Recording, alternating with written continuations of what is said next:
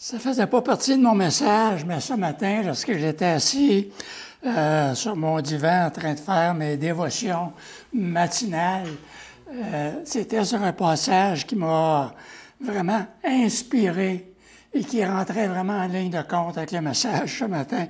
Et je tenais juste à partager ce verset-là, parce que je crois qu'il y a 3 versets que j'aimerais, qui a vraiment édifié mon cœur ce matin. C'est dans le psaume 62, où ce que David dit, « Oui, c'est en Dieu que mon âme se confie. De lui vient mon salut. Mon salut ne vient de rien d'autre, vient de Dieu. Oui, c'est lui qui est mon rocher et mon salut, ma haute retraite. Je ne chancellerai point. Je ne chancellerai point. » Un peu plus loin, « Oui, mon âme, confie-toi en Dieu, car de lui vient mon espérance. » Et puis, par la suite, au verset 8, il dit, « Sur Dieu repose mon salut et ma gloire, le rocher de ma force, mon refuge est en Dieu. » Alors, c'est un passage qui m'a vraiment inspiré ce matin, là, je le lisais, parce que ça entrait vraiment en ligne de compte avec mon message ce matin. Parce que le message s'adresse pour les cœurs troublés et les cœurs inquiets, les cœurs dépressifs, les cœurs qui ont des choses qui ne comprennent pas ce qui se passe autour. Et c'est exactement ce qui se passait dans le chapitre 14 de l'Évangile de Jean. Dans le chapitre 14, il nous partage le discours d'adieu de Jésus lors de cette dernière Pâque avec ses disciples. Jésus venait de laver les pieds de ses disciples. Il leur avait expliqué ce que là signifiait pour eux, dans le chapitre 13, par exemple. Et puis, il prédit sa trahison par Judas. Et puis, Judas se hâta de sortir dans la nuit, dans les ténèbres, comme nous avons souligné la semaine dernière. Jésus avait dit à ses disciples qu'il était pour peu de temps encore avec eux et que là où il allait, il ne pouvait pas venir. Et puis, il a également prédit que Pierre le renierait 3 fois avant que le coq chante le matin. Et puis, dans le premier verset du chapitre 14, Jésus mentionne qu'il sera livré pour être tué. Ici, il est entouré des 11 disciples qui sont découragés, qui sont déprimés, qui sont perplexes, inquiets. Et c'est ce que nous comprenons lorsque nous lisons le chapitre 14 de Jean. Et tout de suite après que Jésus dit à Pierre, « En vérité, je te le dis, le coq ne chantera que tu m'as renié 3 fois. » Et puis Jésus enchaîne avec ce verset, « Que votre cœur ne se trouble point. Croyez en Dieu et croyez en moi. » Alors nous pouvons comprendre jusqu'à un certain degré pourquoi les disciples, les 11 qui étaient là, seraient très troublés de cette séparation avec leur maître. Ils venaient de passer 3 ans avec Jésus-Christ, à le suivre jour après jour et d'apprendre de lui et de voir tous les miracles que Jésus a faits et ainsi de suite. Mais si nous rentrons, par exemple, dans le cercle des disciples, comme si nous étions là avec eux à ce moment-là, on verrait qu'ils étaient conscients que les Juifs, les chefs religieux, étaient là pour faire mourir Jésus. Et de l'autre côté, ils avaient sans doute honte de leur propre comportement qu'ils avaient lorsqu'ils se disputaient ce même soir qui serait le plus grand dans le royaume. Et Jésus les a réprimandés. Et comment que Jésus-Christ les a réprimandés? En leur lavant les pieds, en démontrant celui qui est le plus grand, c'est celui qui sert. Alors il leur a montré vraiment une leçon d'amour et une leçon d'humilité. Et puis, probablement que tous les disciples étaient mal à l'aise, probablement, quand Jésus leur a déclaré que l'un d'eux allait le trahir. Ils étaient profondément confus et perplexes devant la sortie soudaine de Judas, qui sort dans la nuit. Aucun disciple ne s'attendait qu'il y avait quelqu'un qui était pour trahir Jésus. Ils étaient troublés par les paroles sur lesquelles Jésus était sur le point de partir, qu'il le chercherait, mais ne pouvait venir où il allait. Des pressentiments anxieux remplissaient leur esprit et la peur s'emparait de leur cœur.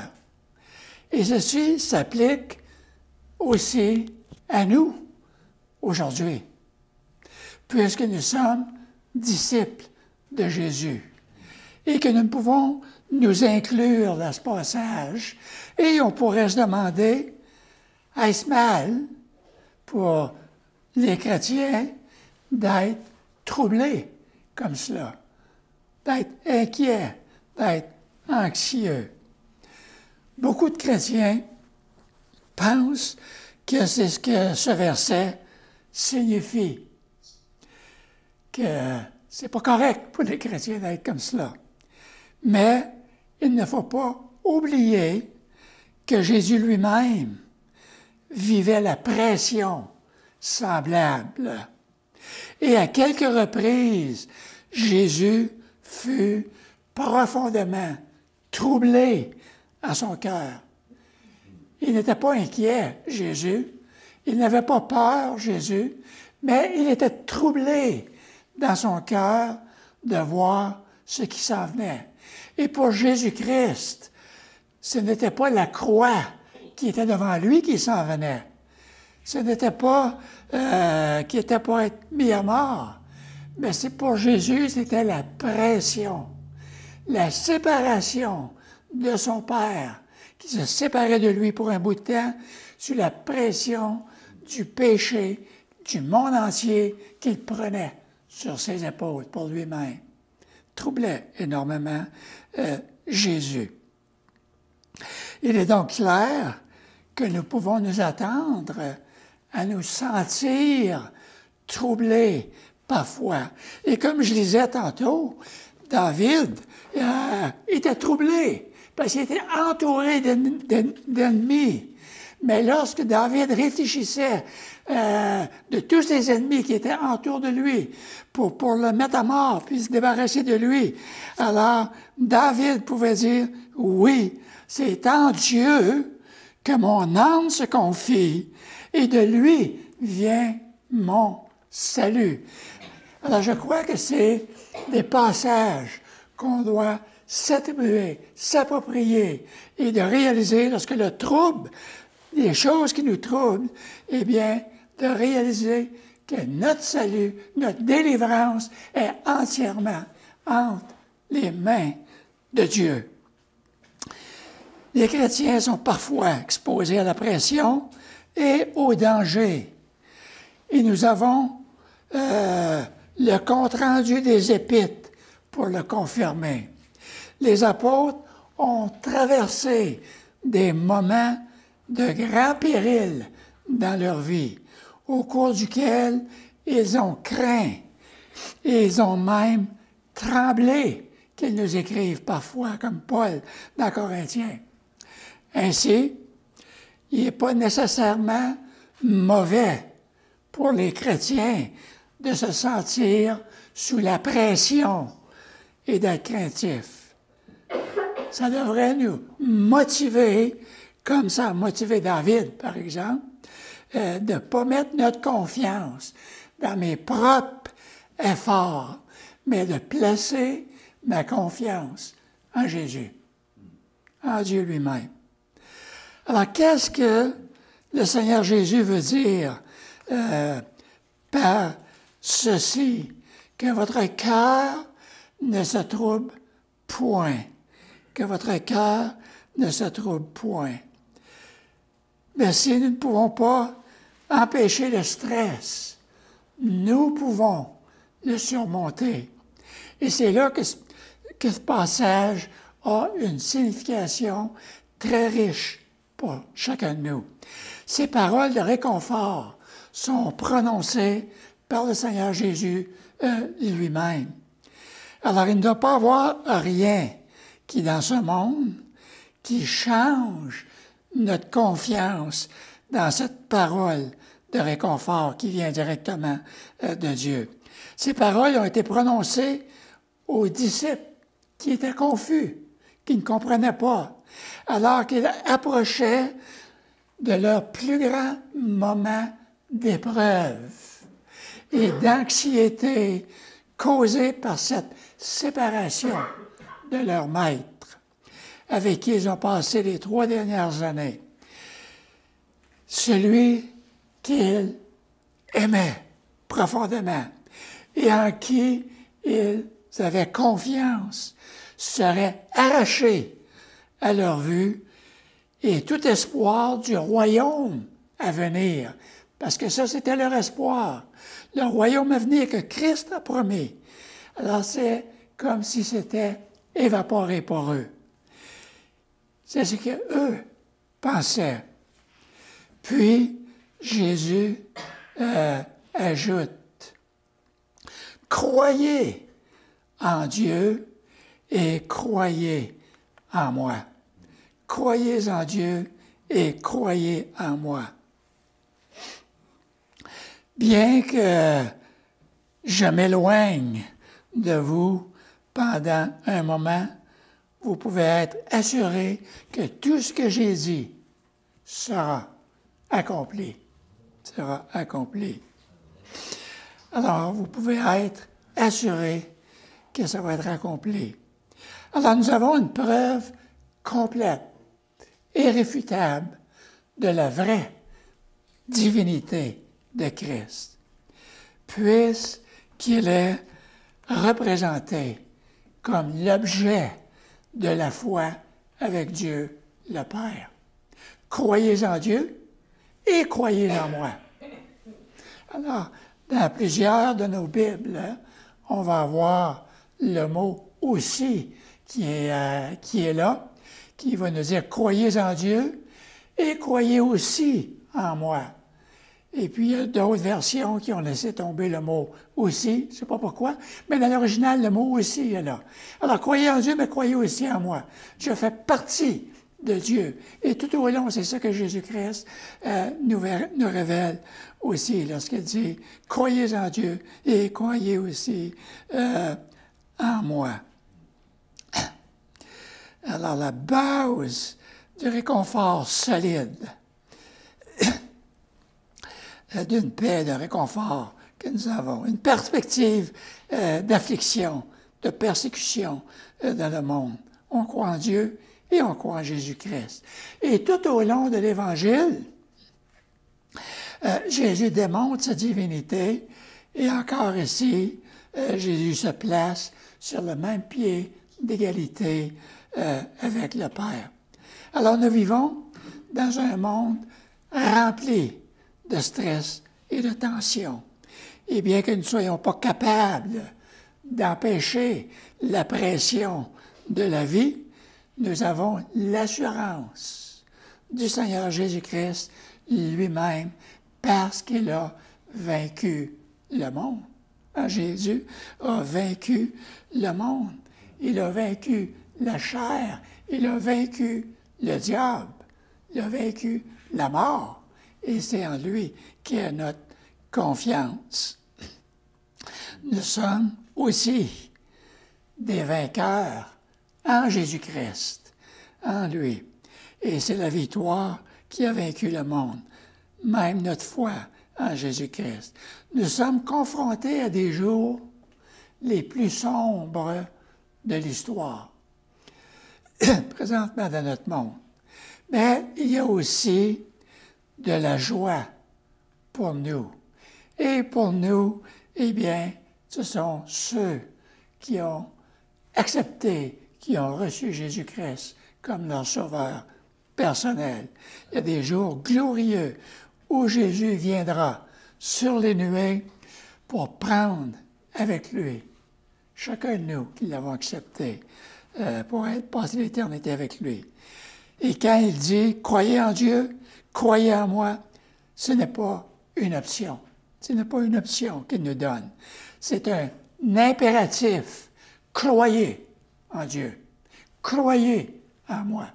Ce n'est pas un choix que je fais. C'est un commandement que Dieu me donne, de croire en lui, de croire en Jésus-Christ. Cet enseignement fait partie de ce qu'on appelle le discours d'adieu de Jésus qui s'étend jusqu'au 17e chapitre de Jean. Alors, ça commence au chapitre 13 et tout le long. Jésus-Christ est avec les 11 et puis qui partage ce discours avec eux. Croyez en Dieu et croyez en moi. Et cet enseignement fait partie de cela. Ils ne sont qu'à quelques heures de l'arrestation de Jésus, de son procès et de son exécution, parce que Jésus-Christ va être crucifié, il va être mis à mort. Alors, à partir de ce souper, de cette Pâque, eh bien, c'est juste quelques heures après que Jésus-Christ sera mis à mort. Et le but de ces dernières paroles est de préparer les disciples à son départ, à l'épreuve extrême, lesquels aussi seront confrontés. On aurait l'impression que Jésus monte au ciel avec son coffre d'outils, parce que le verset 2 nous dit qu'il y a plusieurs demeures dans la maison de mon Père, et si cela n'était pas, je vous l'aurais dit, je vais vous préparer une place.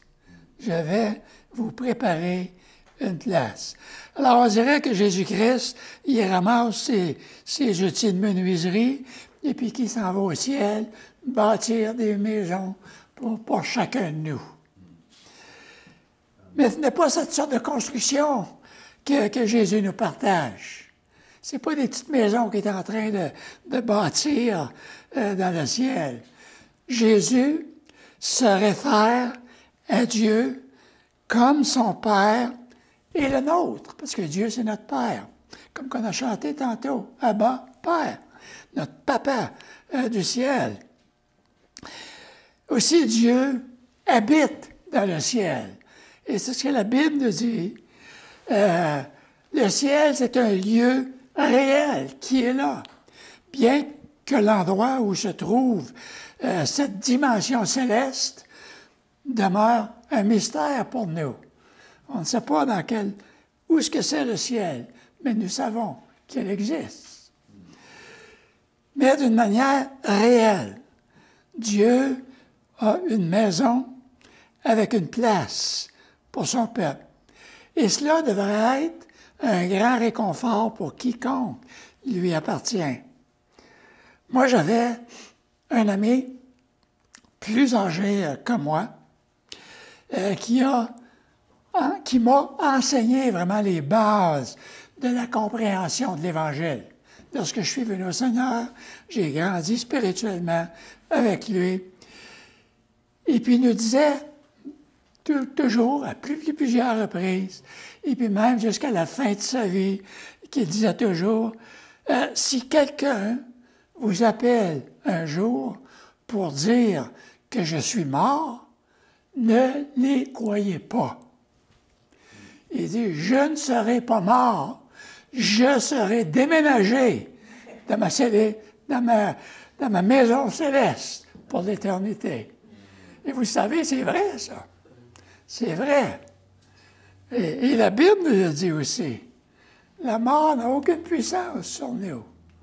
Et ça, c'était ce qu'il nous partageait à plusieurs reprises. Maintenant, il est déménagé depuis quelques années dans sa maison céleste pour l'éternité. Alors, pour le moment, la demeure de Jésus sur la terre est dans les nombreuses pièces qui forment son Église. Forment son Église. Et son Église, c'est quoi? C'est pas un bâtiment, c'est pas 4 murs de bois, c'est des cœurs humains. Son Église, c'est ceux et celles qui l'ont accepté. Nous sommes l'Église de Jésus-Christ. L'Église de Jésus-Christ est dans cette pièce ce matin.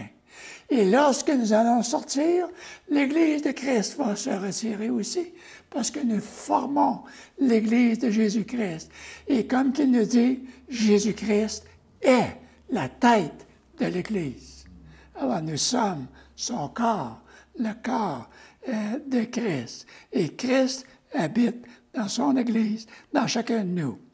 Alors le sujet de cette discussion ici est que Jésus s'en va pour leur préparer une place. Et cette place où il était,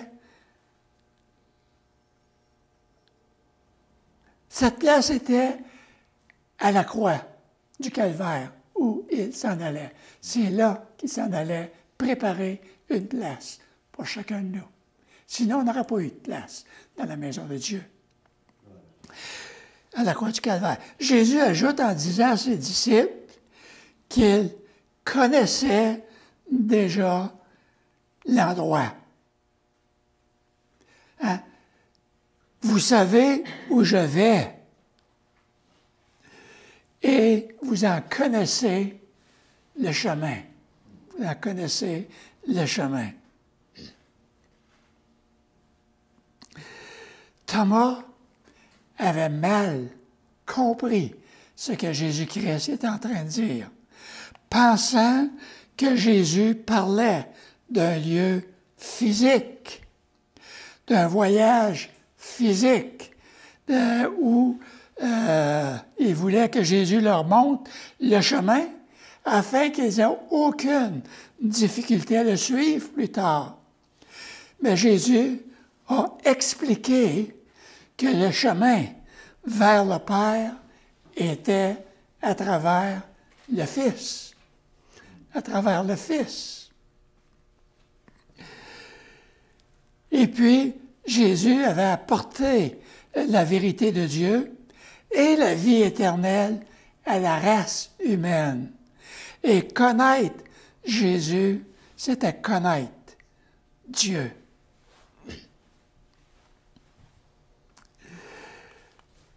Jésus lui dit, « Je suis le chemin, la vérité et la vie.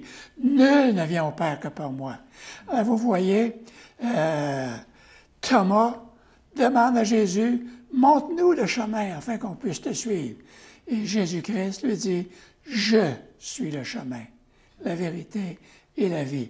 Nul ne vient au Père que par moi.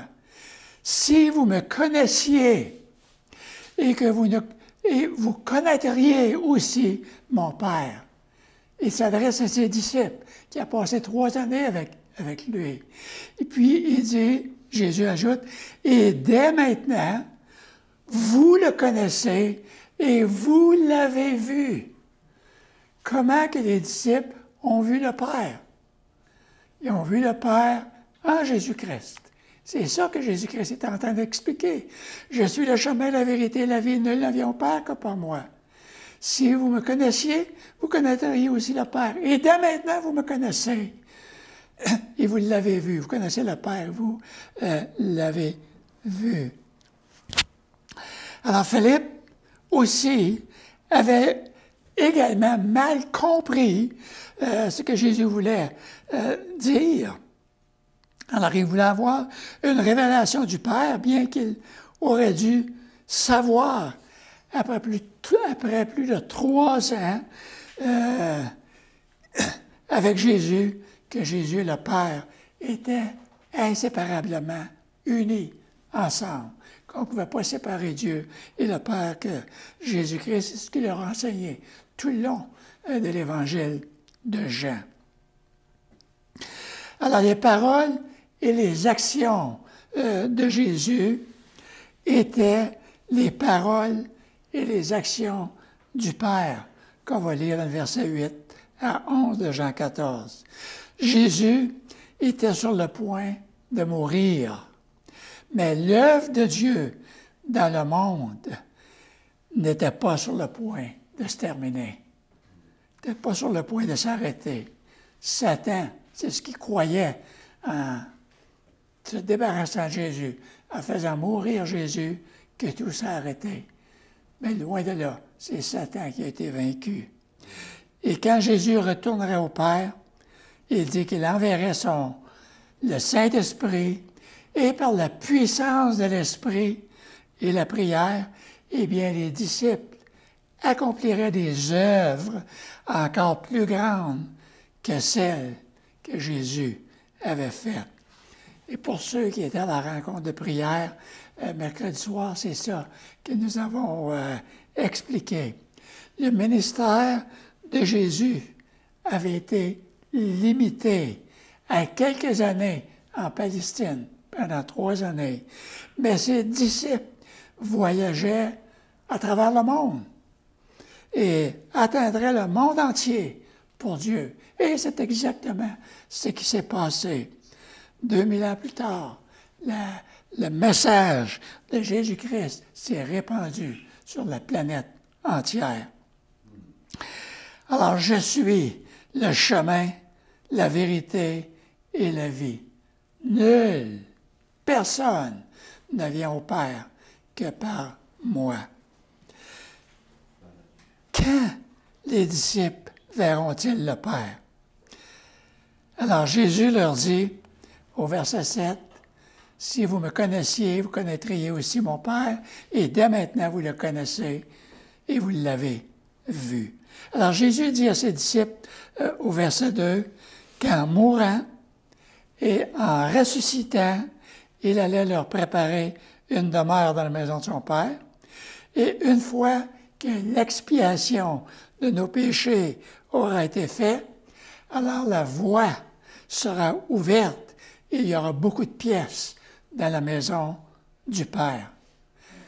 Jésus viendra alors par son esprit, et Jésus et le Père feront leur demeure en nous qui avons reçu Jésus-Christ comme Sauveur et Seigneur.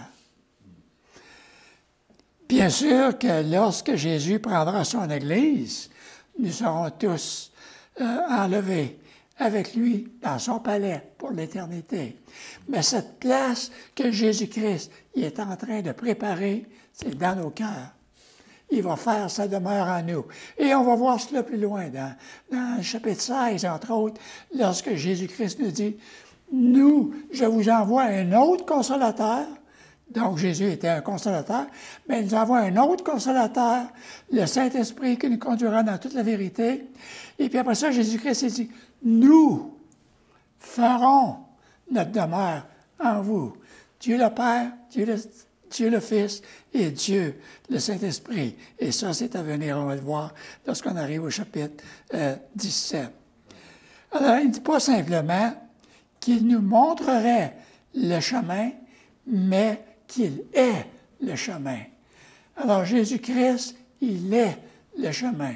Il ne nous montre pas un chemin. Il est le chemin. Il est le seul et unique moyen pour l'homme déchu d'atteindre le Père. Et la façon dont Jésus a dû se rendre à ce point charnière de l'histoire du monde était le chemin de la croix, au calvaire. Et Jésus-Christ a enduré et a obéi jusqu'à la croix, à la mort, à la croix, où son sang versé et son sacrifice ont brisé la barrière immuable entre l'homme, pécheur, et un Dieu saint, un Dieu sauveur. Oui, Jésus est le seul et unique chemin. Il n'y a aucune négociation à faire lorsque nous comparaîtrons devant le juge. Devant le juge. C'est le message de Jésus pour les cœurs troublés et inquiets. Et ça ne veut pas dire que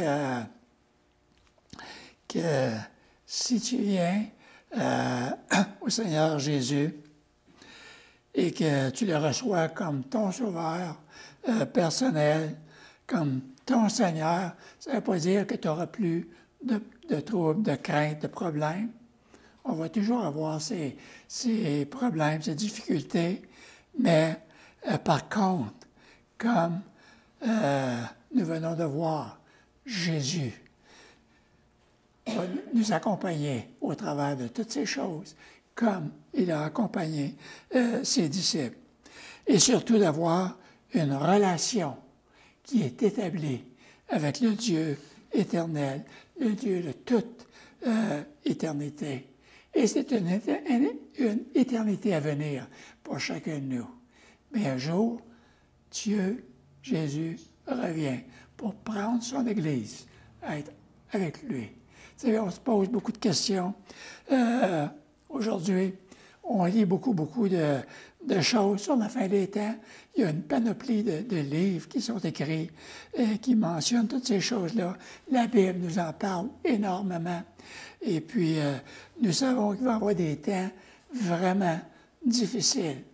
Et on peut voir les signes dans notre monde aujourd'hui de la grande tribulation qui s'en vient. Mais la Bible nous dit que Jésus-Christ va prendre son Église avec lui avant que cette grande tribulation vienne nous atteindre. Mais par contre, ça ne veut pas dire qu'on ne va rien expérimenter. On va expérimenter des difficultés. On vient de passer au travers d'une COVID mondiale. Et puis, on est content, on est heureux que tous les confinements sont enlevés. Mais ça ne veut pas dire qu'il n'y a plus de problème. Non. Et ce qui se passe en Ukraine avec la Russie, ça nous touche énormément. Et ça va continuer à nous toucher aussi. Mais notre espérance n'est pas dans l'homme. L'homme essaie par tous les moyens d'éviter ces choses. Mais notre espérance est en Dieu. Dieu est au contrôle. On a essayé de faire mourir Jésus avant son temps. Et Jésus disait toujours, ce n'est pas mon heure. C'est Dieu qui était en charge de son agenda, et non Satan, et non le monde. Alors quand Jésus-Christ, dans ce dernier chapitre, qui a dit à ses disciples que son heure était arrivée, ça c'était le timing du Père. Et puis c'est là que Jésus-Christ est allé à la croix et qui a tracé le chemin pour nous. Prions. Père, on veut te remercier pour ta bonté. On veut te remercier pour ta patience envers nous. On veut te remercier, Père, pour ta grand amour. On te demande, Père, de nous accompagner au travers des temps qui sont pénibles quand même autour de nous. Sois avec nous, accorde-nous ta grâce, Père éternel, et puis que nous puissions briller pour toi dans ce monde de ténèbres. C'est dans le nom précieux de Jésus que je te prie. Amen. Amen.